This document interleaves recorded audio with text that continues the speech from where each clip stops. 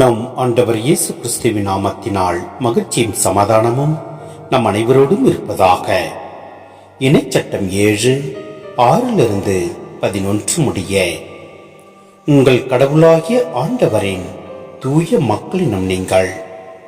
மண்ணில் உள்ள எல்லா மக்களினங்களிலும் உங்களையே தம் சொந்த மக்களாக கடவுளாகிய ஆண்டவர் தேர்ந்து கொண்டார். எல்லா மக்களிலும் நீங்கள் திரளானவர்கள் என்பதற்காக ஆண்டவர் உங்கள் மீது அன்பு கொண்டு உங்களை தேர்ந்து கொள்ளவில்லை. உண்மையில் எல்லா மக்களிலும் நீங்கள் சொற்பமானவர்களே.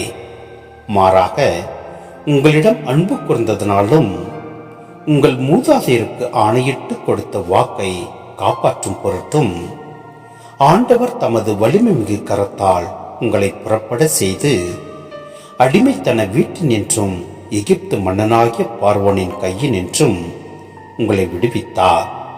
எனவே உங்கள் கடவுளாகிய ஆண்டவரே கடவுள் எனவும் அவரே உண்மையான இறைவன் எனவும் அறிந்து கொள்ளுங்கள்.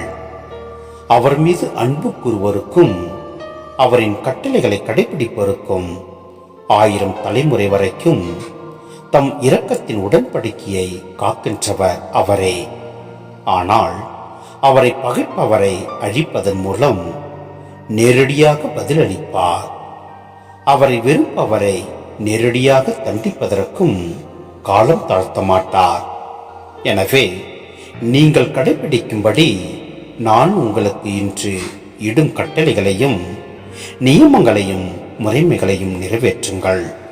சிந்தனை. நம் ஆண்டவர் நம் ஒவ்வொருவரையும் அவரது உள்ளங்கையில் பொறித்து வைத்துள்ளார்.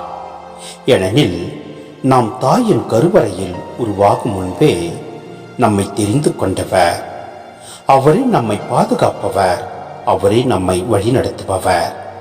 எனவே அவரது கட்டளைகளையும் நியமங்களையும் நாம் கடைபிடித்து வாழ்கின்ற போது எல்லாம் வல்ல இறைவன் நம்மை நிறைவாய் ஆசீர்வதிப்பார்.